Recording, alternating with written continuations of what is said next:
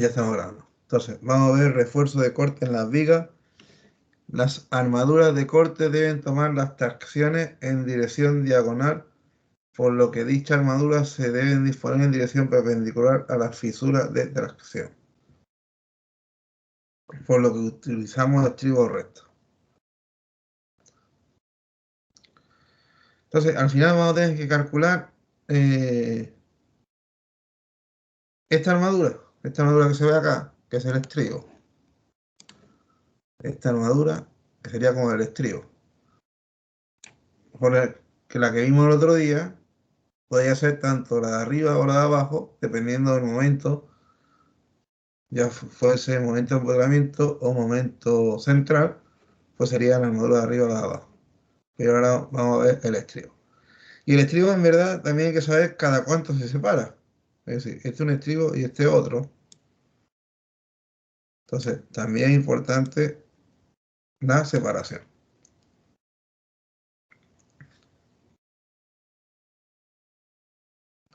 Y también hay una separación máxima, también veremos.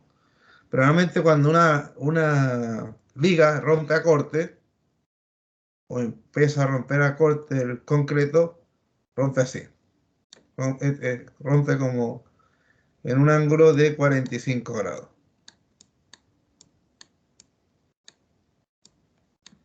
Entonces, al final, la separación máxima de los estribos está relacionada con esa rotura. Porque al final, si se va a producir una rotura, yo tengo que tener estribos dentro de la rotura que garanticen que no rompa más y al final el corte lo soporte el estribo y si hubiese una fisura de corte estaría entre estribo y estribo.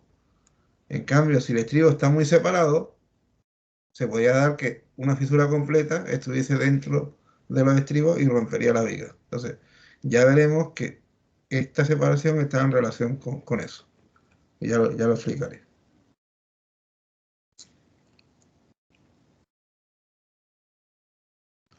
Entonces, la armadura por cortante, en las vigas, los esfuerzos cortantes deben ser soportados por la resistencia al corte del hormigón. Es decir, el hormigón tiene una cierta resistencia al corte. No es como la compresión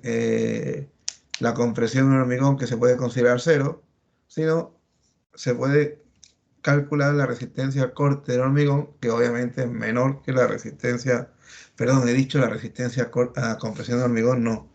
La resistencia a tracción del hormigón se considera cero y la mayor resistencia del hormigón es a compresión. Eso ya lo sabemos. Y aparte, la resistencia a corte el hormigón existe, pero haciendo una idea, por ejemplo, para orden de magnitud, si un hormigón puede aguantar 200 kilos centímetros cuadrados a compresión, a lo mejor el corte aguanta 40, una cosa así. Y a tracción aguanta 3. Entonces, obviamente, tracción siempre se considera cero porque la resistencia es mínima comparada con la compresión. En cambio, a corte tiene una cierta resistencia, menor que compresión, pero tiene una resistencia. Entonces, cuando yo vaya a calcular eh, los esfuerzos que tienes que soportar una viga a corte, pues habrá una parte que la aguanta el concreto y otra parte que la aguanta los estribos, que es la armadura transversal.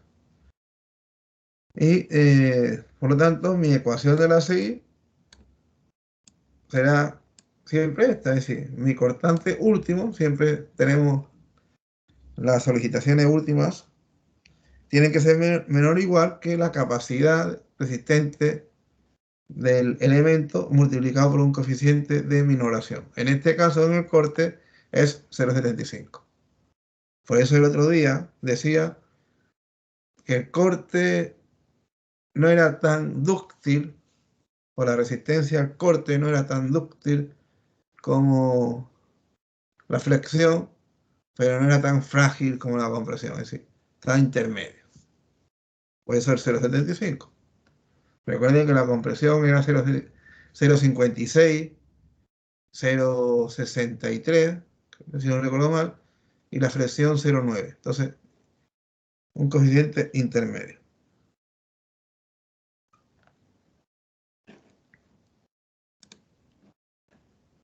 El reglamento de la CI 318 presenta un procedimiento simplificado para calcular la resistencia nominal de los elementos sin refuerzo transversal. La resistencia a fuerza cortante de un elemento sujeto únicamente a flexión y a cortante puede calcularse con la ecuación. Es decir, esta es la resistencia a compresión del concreto. Perdón, la resistencia a compresión no. La resistencia a corte del concreto y es 0,17 o el cortante que aguanta el concreto es 0,17 por la raíz cuadrada de F'C y que multiplica B por D. Este B por D está fuera de la raíz, importante, no está dentro. Al final estoy como calculando cuál es mi resistencia a corte y multiplicándolo como por el área que está soportando el corte, que es el área efectiva de concreto, que ya sabíamos que en las vigas no es B por H, sino B por D. Y D era un poquito más pequeño de H porque le quitamos la parte donde fisuraba. Si esto es H y esto es B,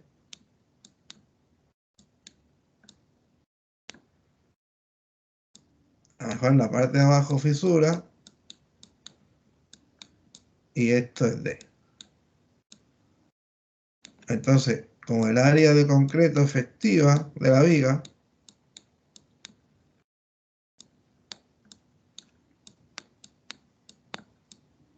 es igual a B por D. Esto es importante, porque en la columna no era B por D, es decir, no era el área total. En la columna era el área total y en la viga no es el área total. Entonces, son conceptos parecidos pero distintos.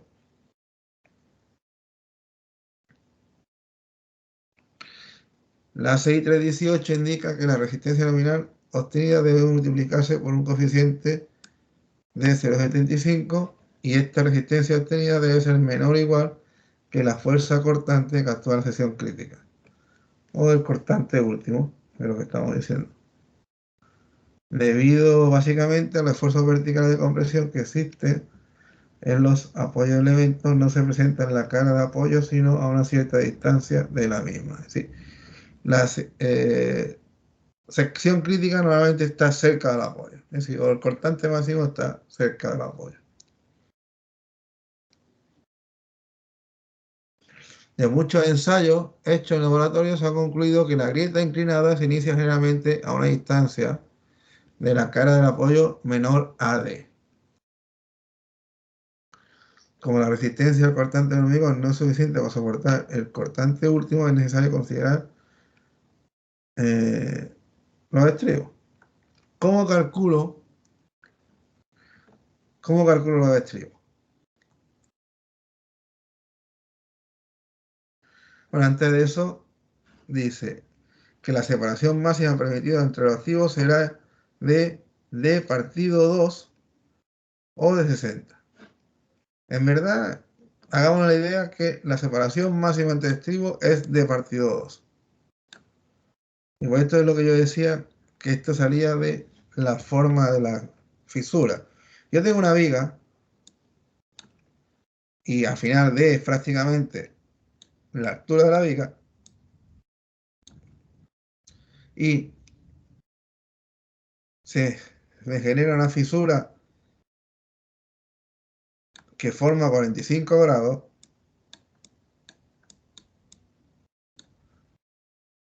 Por pura geometría, si esto vale D, esto vale D.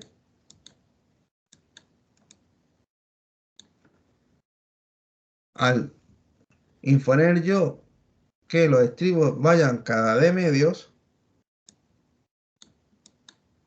o como distancia máxima de medio, al final lo que yo estoy haciendo es imponer que prácticamente entran dos estribos o entra un estribo en la fisura. Porque si la fisura empezó ahí, imaginemos que aquí había un estribo, justamente un poquito antes de la fisura, si la distancia máxima entre los estribos es de medio, yo aquí tendría otro estribo y a lo mejor el otro estaría prácticamente al final de la fisura. Entonces, al imponer que la distancia máxima sea de medio, estoy consiguiendo que siempre se produzca la fisura donde se produzca, como mínimo, seguro va a tener un estribo. Entonces, si tengo un estribo, da igual que tenga esta fisura, pero no se va a romper. En cambio, si pusiera una distancia mayor, se me podría dar que el estribo estuviese aquí, aquí y la fisura en medio. Y si esa fisura no tenía estribo, se rompería la viga. Entonces, al final, una forma de asegurarnos que la viga no se rompa a corte es poner estribos como máximo de medios. Entonces, esto es importante porque D prácticamente es la altura de la viga. Entonces, ya uno sabiendo la altura de la viga, se hace una idea rápida de cuál sería la separación máxima de los estribos. Es decir, tengo una viga de 40, no le pongo estribo como máximo 20 centímetros. Y si quiero estar del lado de la seguridad, me bajo de 20 centímetros, entonces cada 15. Y así uno ya tiene idea de cada cuánto tienen que estar puestos los estribos. Entonces, si yo tuviera una viga de 50 y me está poniendo el enferrador, viga, los estribos cada 50, da igual lo que diga el plano, que ahí falla algo. Entonces, son tips que nos sirven para detectar posibles errores. ¿Entienden esto?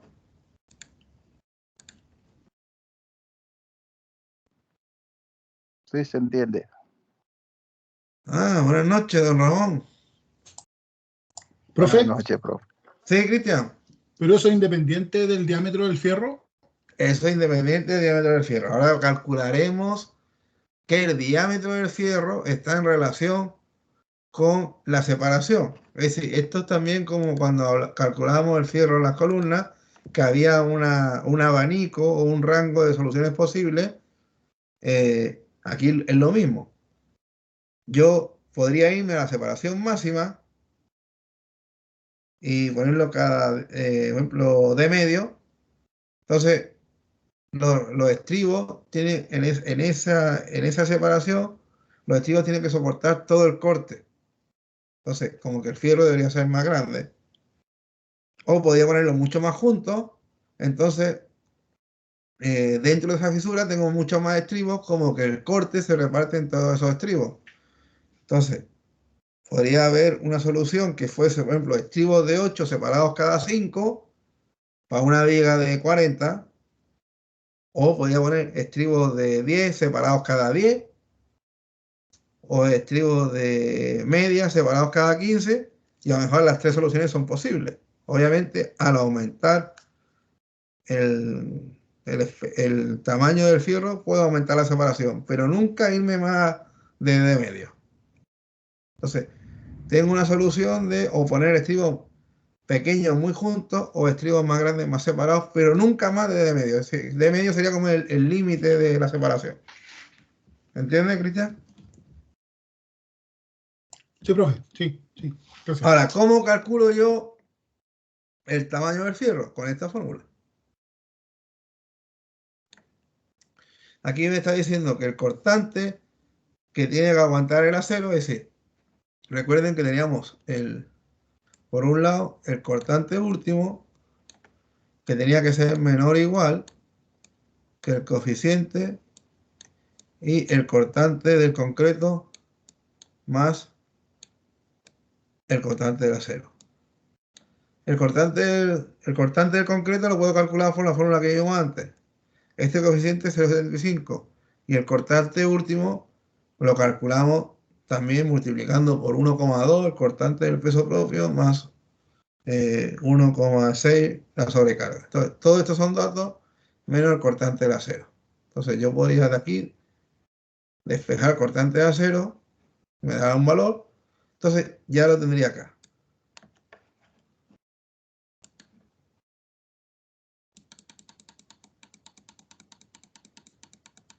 ¿De qué depende el cortante de acero? Pues del área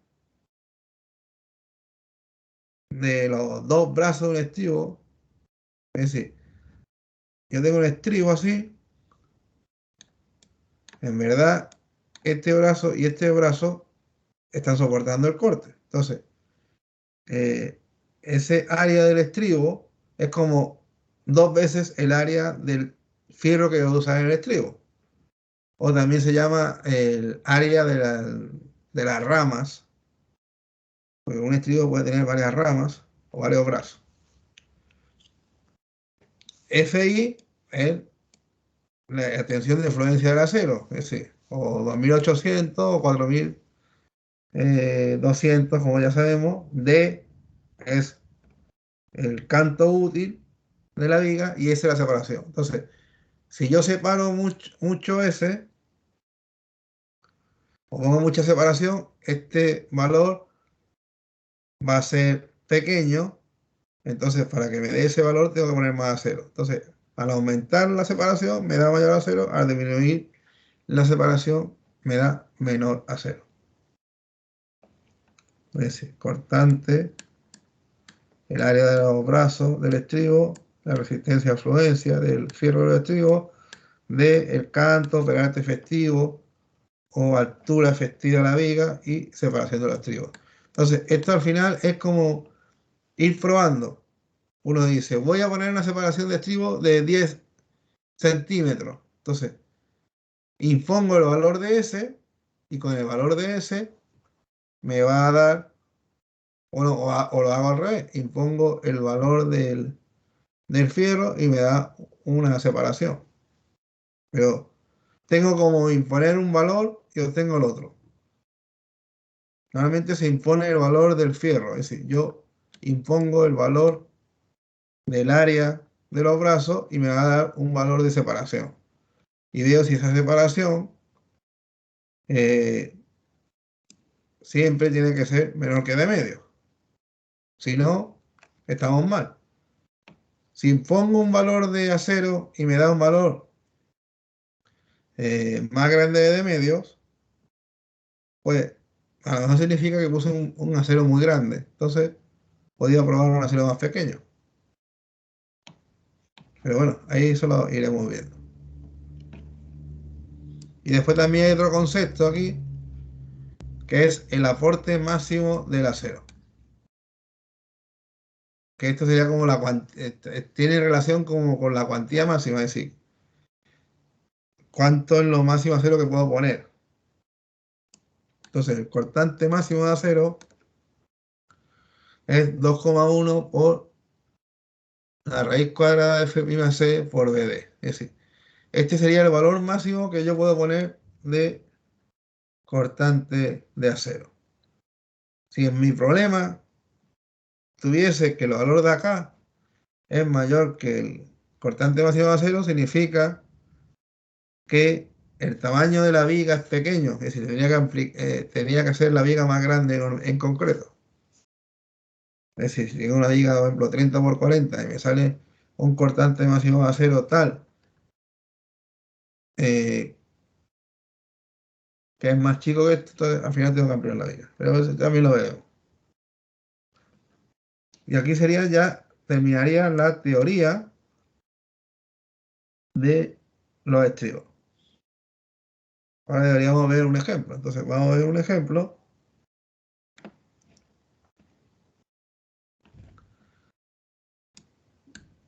Dice ejemplo de cálculo de viga. Diseñar la viga marcada en la figura. Están pidiendo calcular la viga que está en esa altura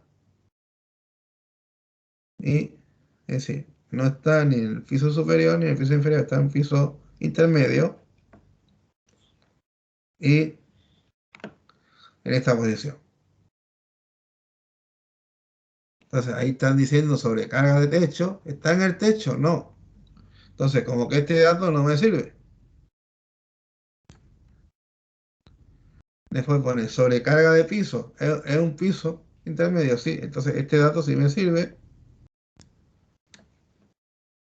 Peso muerto en techo.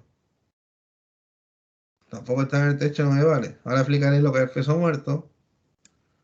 Pero peso muerto podría ser como si en el techo estuviese echando algún sistema de impermeabilización.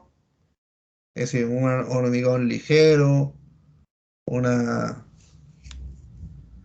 alguna membrana o algún sistema de impermeabilizar el techo que yo haya cuantificado el peso y al final, según los cálculos, me dé que pesa tanto. Entonces, eso sería el peso muerto. Peso muerto en piso, que esto es una barbaridad, es decir, rara vez nos vamos a encontrar un peso muerto que sea 280. Es decir, ¿cómo va a ser el peso muerto mayor que la sobrecarga? ¿A qué se refiere el peso muerto? Pues si el piso tiene cerámico, por ejemplo, sería el piso del cerámico, el peso del cerámico. Y obviamente la cerámica no pesa 280 kilos metro cuadrado. Es decir, imagínense entonces los ceramistas tendrían que ser, eh, Ponerlas con grúa. no sé, poner la congrua, es decir, tendría que ser más fuerte que el Schwarzenegger. Entonces, eso es un error de tipeo de la guía. Por ejemplo, 28 kilómetros cuadrados, a lo mejor se podría hacer. O una cosa así, o 50 kilos, 30 kilos. No, pero no 280 kilómetros cuadrados. Eso está mal. Después el espesor de la losa. Un espesor grande, este de 18, no es muy normal encontrar una losa de este tamaño. Las losas suelen ser 12, 14. Pero bueno, este sería el espesor del ejemplo. Después, sección de la viga, 25 por 40. Pero estamos calculando viga. Entonces, me dice sección de las columnas. A mí las columnas me da igual. Después, el peso del hormigón, 2.400 kilómetros cúbicos. Sería un acero A440 y un 280. Ya sé que FI es 2.800. Y sería un H25. Ya sé que F'C es 210. Entonces, ya tendríamos todos los datos. El primer paso